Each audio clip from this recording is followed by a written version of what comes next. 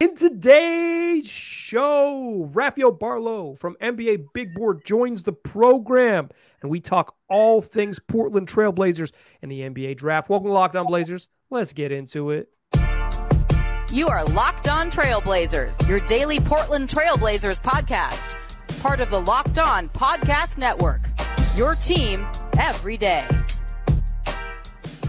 What up, world? It's your past first point guard and Trailblazers reporter, Mike Richmond. You are listening to another episode of Locked On Blazers, part of the Locked On Podcast Network, available wherever you get podcasts and also on YouTube. Thanks for making the show your first listen.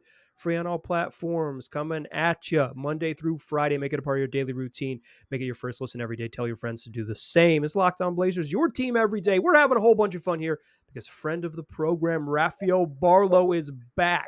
You've heard him on NBA Big Board. You subscribe to the newsletter, so you're getting draft insights into your inbox. Rafael, welcome back to the show. How you doing? I'm good, man. Thanks for having me on. Yeah, it's always a pleasure to pick your brain on all things draft this time of year. One time, we've been working together for a couple of years, and the Blazers have been in the lottery. One time, the Blazers will just be deep into the draft, and we won't have to talk about top 10 picks. But we're back, and we got to talk about top 10 picks. I want to start talking about the number 3 pick. I want to talk about the Blazers' options at 23 and some late second round stuff as well. But you were one of the first people I saw that had Brandon Miller ahead of Scoot Henderson on his board. I think that's more common now than it was, but nobody had him before Big Raf. Why do you like Brandon Miller? And let's talk about those two guys who are likely going to be the Blazers' choices at 3. Man, I got crucified for about 48 straight hours for even thinking that was a possibility. I have a lot of that stuff saved. I don't want to be petty, but if he ends up going number 2, there's a part of me that wants to just hit retweet. Because some of the stuff that people said about me was pretty brutal about that. So, but it comes with the territory. But what I like about Brandon Miller is we're talking about a guy that's 6'9", that can shoot. For the majority of the season, he was shooting 40% from 3. The numbers dropped to about 38% on 7 attempts per game because he had a historically bad second half of the season. But the positional size, I think he's going to be a good defender. He'll be able to defend multiple positions. And what I really liked about Brandon Miller coming into the season was he was a guy that could score in the mid-range, mid-post. I think he just has a lot more to his game than he was able to show, because Alabama doesn't allow mid-range jumpers or anything like that. And I think he's a very underrated passer. And so I just like the value that he brings as a scorer, a guy that can, again, play 2, maybe play him at the 3, maybe even close lineups with him at the 4. So I like the versatility there. Do you see him, the playmaking, I think, is the sort of skill that everyone is interested in. Can he be a initiator, or is he a bucket? Is he a play finisher, or can he be a creator? I think he can. Not necessarily being a primary, but I think like the way the Pelicans use Brandon Ingram at the end of the season this year, I think he can play a similar role. May not be right away, but I do think that he can be somebody that you can, initiate the offense down the road and be like your secondary ball handler. And then, if you have a lineup where you have a guy that's like a really good undersized scorer, but may not be the playmaker, I think you can get creative and play him next to a guy like that.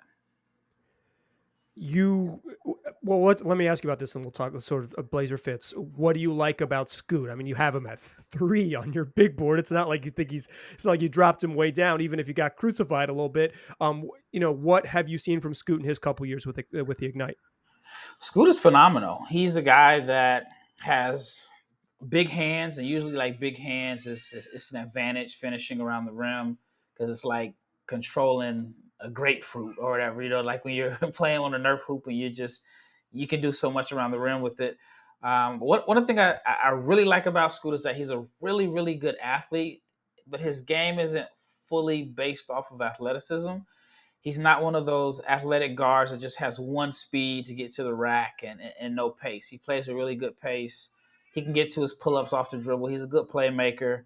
And unfortunately for Scoot, I think that he's being I want to say penalized, but I think he hurt himself when he really took his foot off the gas in the second half of the season, in the G League season.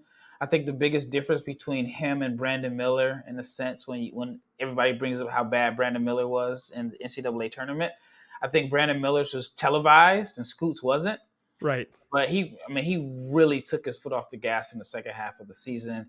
He had some injuries here and there, but he just wasn't playing games. I know I tried to watch him play 5 times this season, and the only time I saw him was the first game at the showcase. And so I think that is part of the reason why, he could end up falling to number 3. And if you're Portland and you keep him at number 3 and he falls to 3, then you can feel like, hey, we got a guy that a lot of people thought was 1A, 1B just back in October.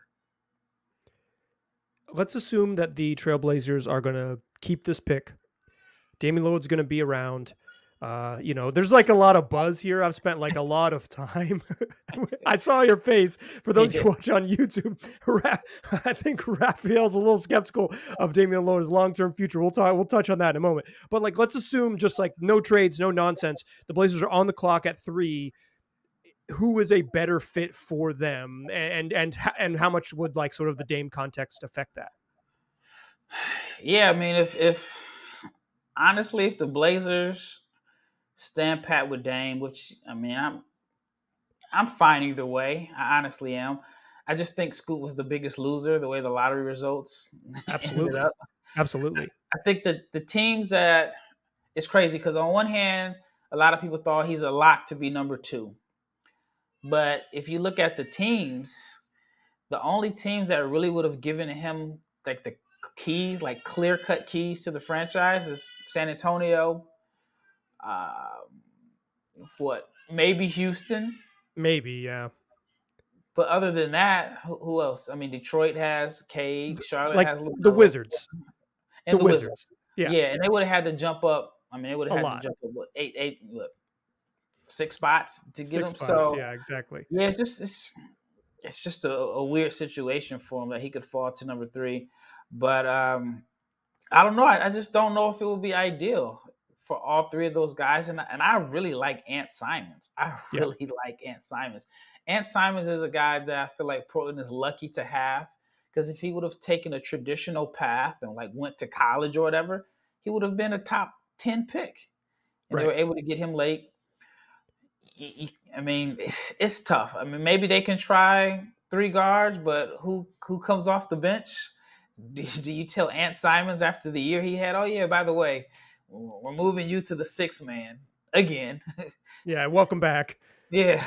Oh, that's because we drafted this unproven guy that hasn't played, but we think he's really good. So I don't know. I mean, that's going to be a very, very difficult situation for Portland. So it seems like it makes, if Brandon Miller's there, he's just like clearly, I mean, obviously better fit, right? He's just like position wise, he's like a 2-3. He could play up. It would be ideal.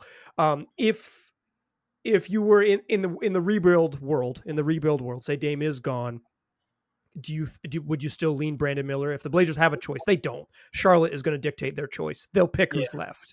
But like, if they had a choice, would you still lean Brandon Miller if the Blazers could do like in the like starting from scratch rebuild scenario? Ooh, that would be tough.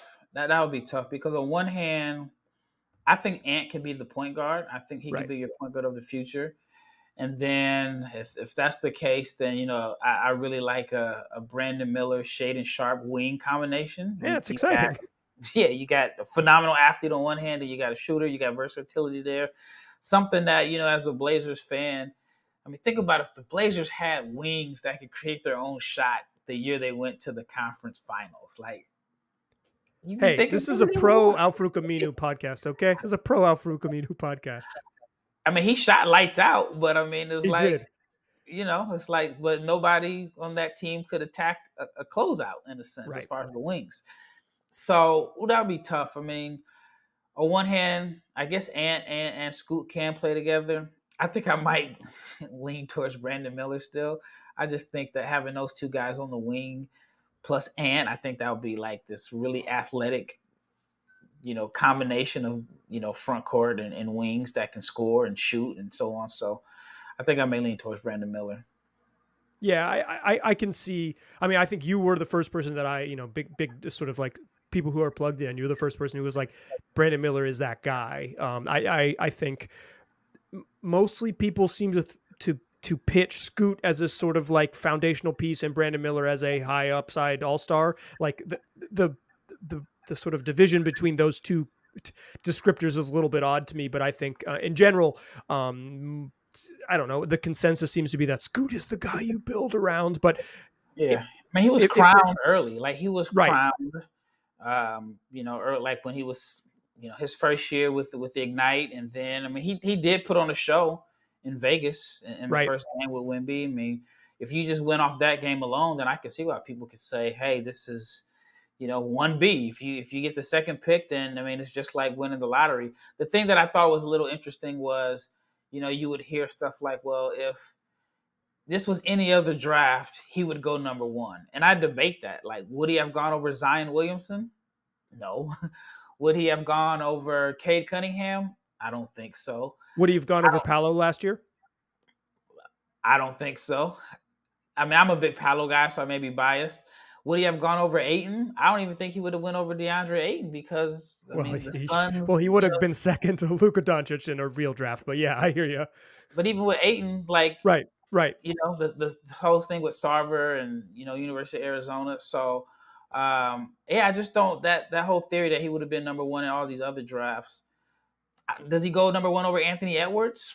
I still don't even think that's a shoe-in. So, and it's not like anti-Scoot. I mean, Scoot is really, really good. I just felt like he was crowned really, really early.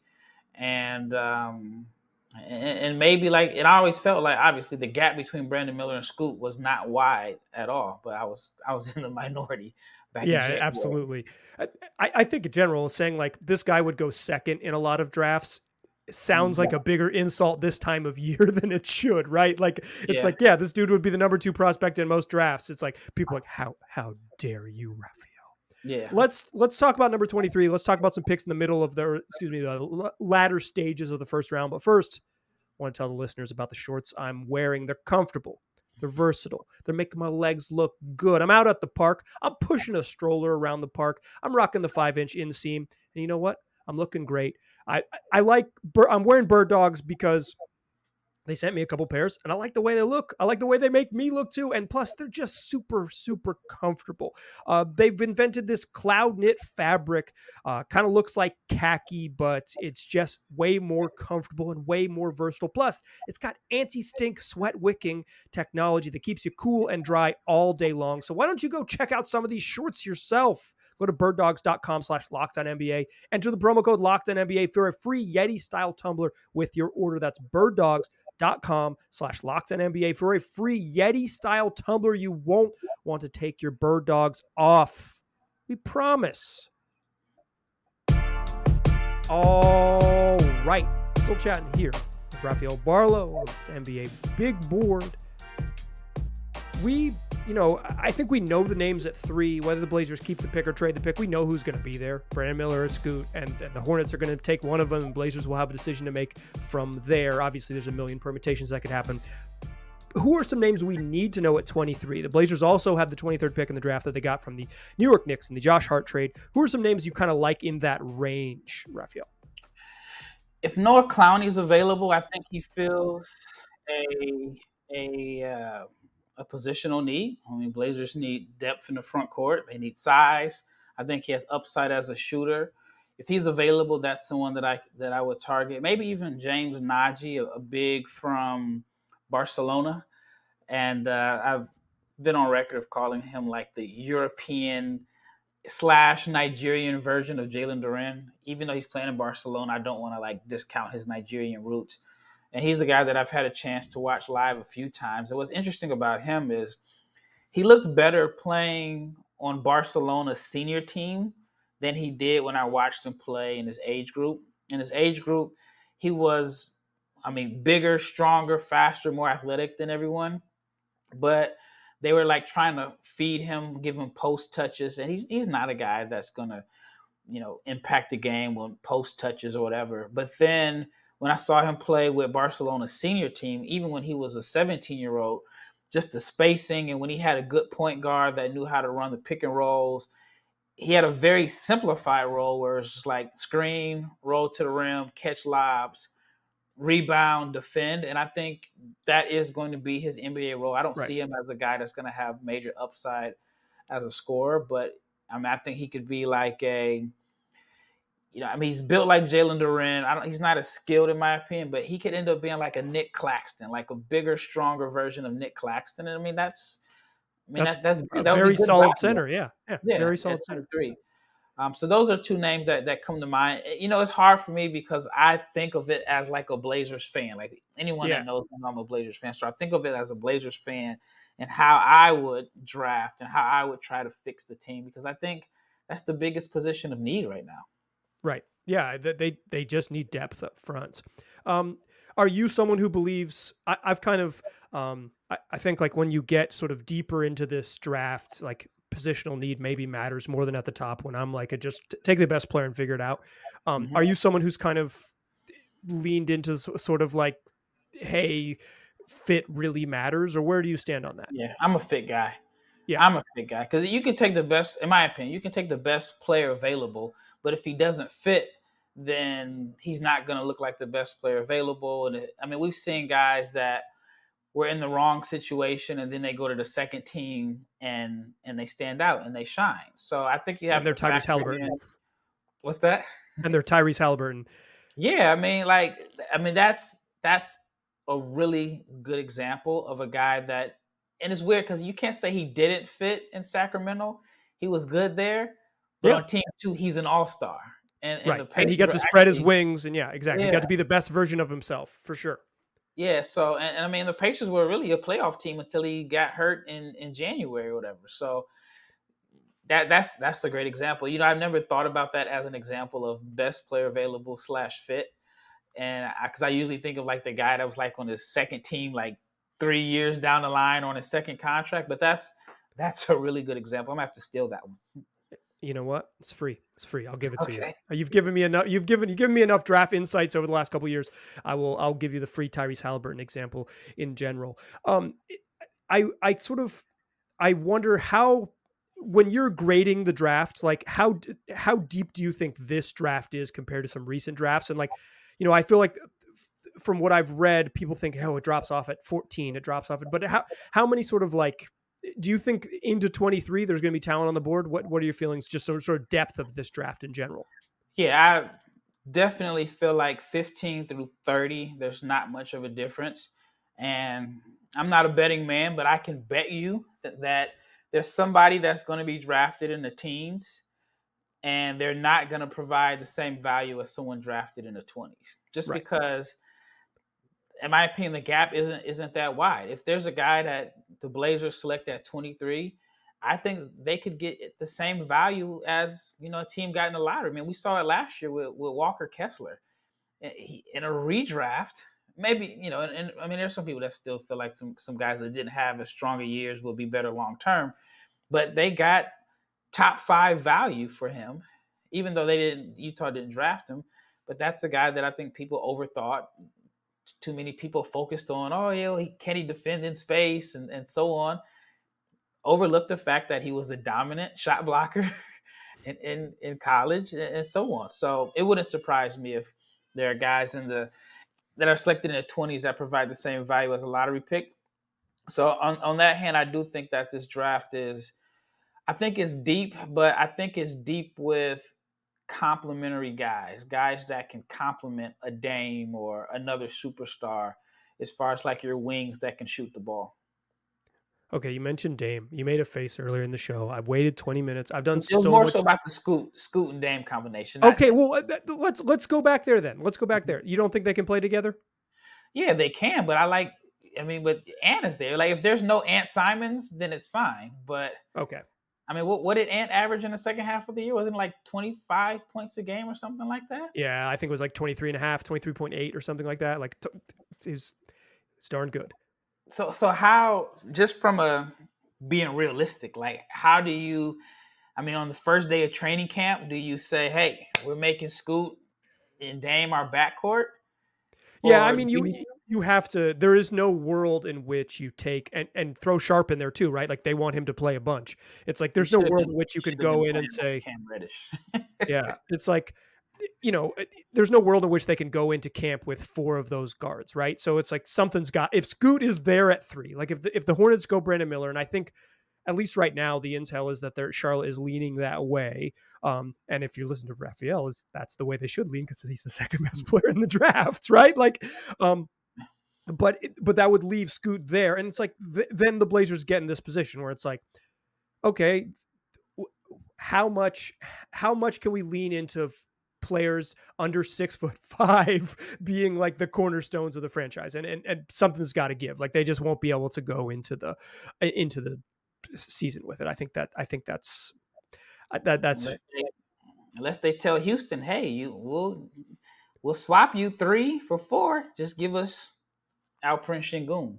Yeah, I mean there's a dream. Do you think there's gonna be a bunch of movement? I think like Charlotte has been apparently is interested. What have you sort of heard on that front? Like in that the Charlotte, Portland, Detroit, Indiana. Like, do you think there's gonna be a bunch of movement in the top 10?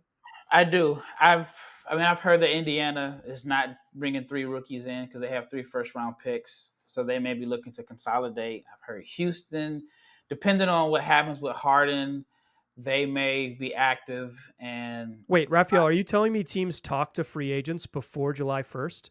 You think they'll have information on what could happen with James Harden prior to the start of free agency? Oh my goodness! I mean, like everybody's, I mean, as soon as he opted out of the $35 million, then you knew that there was a possibility. And then you look at it from, it's definitely going to be the last big contract of his career, and maybe he wants to just save money on taxes in a no tax state, I mean, so, and then maybe he wants to be the hero in Houston. He's the hero. Right. Anyway, but I've also heard from different agents that have had players work out for Houston in that pick number 20 range.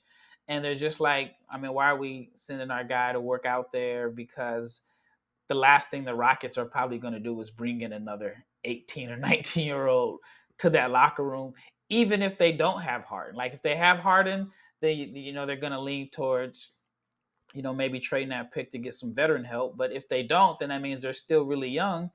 And they, we've heard about some of the, just the issues that they've had there. So it's unlikely that they're going to bring in another 18 or 19-year-old. Unless they bring in Chris Murray, who's 23, which will make him like the veteran leader of the team as a rookie. So I think Houston will be active.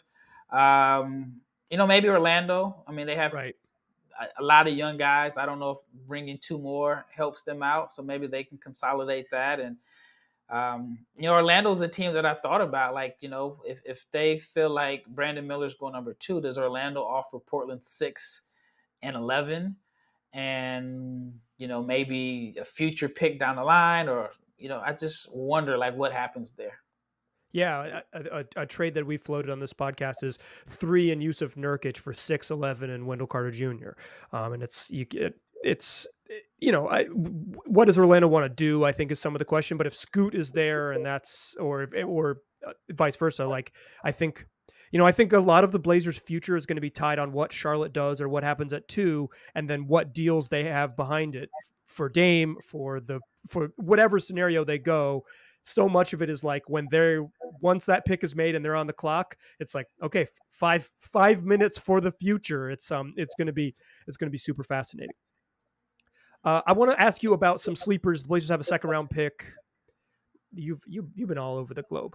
Folks you are familiar with the 2nd round. So I'm going to pick your brain about some 2nd round picks in the 3rd segment to close the show. But first, I want to tell my listeners about FanDuel. It's a great time to sign up for FanDuel because new customers right now get a no sweat first bet up to $2,500. So why don't you make a fast break there in the closing games of the NBA Finals? That's $205,000, $2,500. Back in bonus bets. If your first bet doesn't win, there's no better place to bet on all your NBA playoff action than America's #1 sportsbook. Just visit FanDuel.com/LockedOnNBA and get a no sweat first bet up to $2,500. That's FanDuel.com/LockedOnNBA. That's FanDuel, an official sports betting partner of the NBA. Still a pass first point guard. I'm still Mike Richmond, and you are still listening to Locked On Blazers. Did I screw up my intro to the third segment? I did, but through the magic of editing, you won't even know, y'all.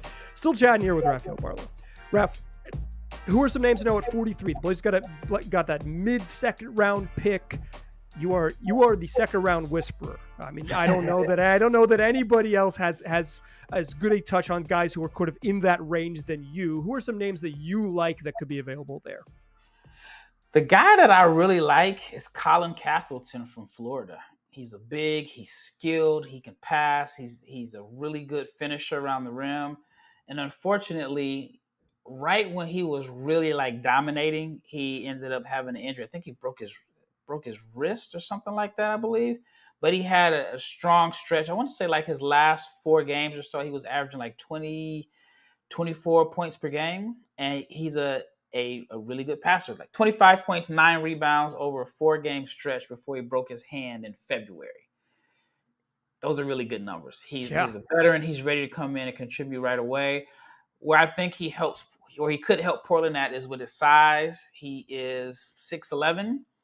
He rebounds, he scores, but he's a really good passer. And, Portland needs size. So the big concern about him is, I wouldn't even say it's necessarily a concern.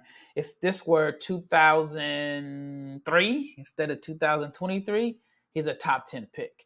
He just hasn't shown the ability to space the floor. And, in today's NBA, if you're big and if you don't space the floor, then people are going to have concerns about you, especially if you're like a traditional back to the basket center, which he is. But I think what helps him out and why I have faith in his game is because he's such a good passer. He's a guy that if you give him the ball at the elbows, he can find cutters and so on. So that would be like my ideal target for Portland at 43 if he's on the board.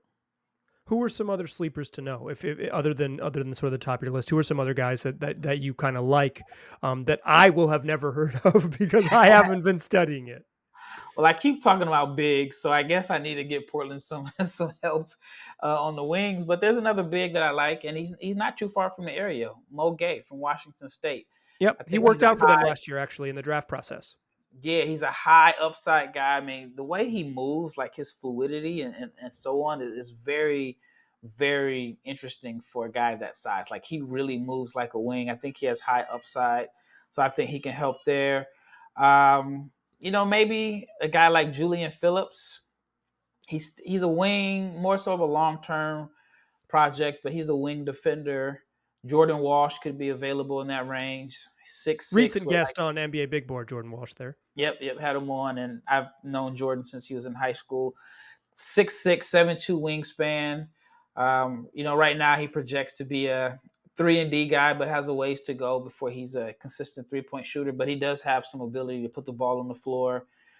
If they're looking for just a pure scorer, Amani Bates. I mean, one thing that Amani can do is fill it up. Those are the guys that I think could be available in that range. Maybe Jalen Clark from UCLA was a really, really good defender.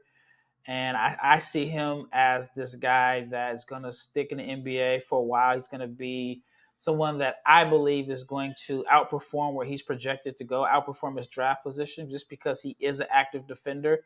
And if he can just develop, a 3-point shot or just consistency there, I think that he can stick. Because, right now teams need wing defenders, and I think that could be his role for him. Yeah, I think I guess in general, sort of what are like when you're talking about 43, what are like reasonable outcomes, right? Like, are you looking for in your minds, like when you're going through your grades, right? Like, are you saying like, I like this guy at 43 because he has a chance to stick in the league? Or are you like, in terms of expectations, are you going, high end, this guy makes it in as a starter? Or are you saying like, hey, 23 years old, this guy can contribute, let's like hit the low floor? How do you sort of approach those picks in sort of your perfect world? The perfect world is Nikola Jokic. Exactly. You get in the second round during a commercial and he ends up being a 2-time MVP. That's best basketball player in the world. Yeah. Yeah, that's the perfect scenario. Now at this point, you got to think about, can this guy stick? Can he stick around? And that's why I really like Castleton. I think he can stick. I think he can play for Portland right now just because of his size and his skill set. And he's a little older, not by much, but he's experienced. He's not like a 19-year-old that, maybe a couple years away. And so me personally, I look for a guy that can this guy make the team and can he help us now? And is he going to stick? So I think with a second round pick in the 40s, I may go with someone that I think is safe. But I heard a really good analogy recently, and someone told me that how it works a lot of times is the general manager in the front office picks the first round pick. And then in the second round, the coach picks the guy in the second round that he thinks can come in and contribute right away. And so from that standpoint, I look at, Colin Castleton or somebody that's a little bit older that is ready to help. Right. That, could hey, if we need 7 good minutes in the third quarter because of foul trouble, we can trust this guy, as opposed to if we need 7 good minutes in March, he'll be ready by then type of thing. Yeah. The Blazers have 3 picks. I want to get you out of here on this. The Blazers have 3 picks. What do you think the chances that they make all 3 selections on draft night are?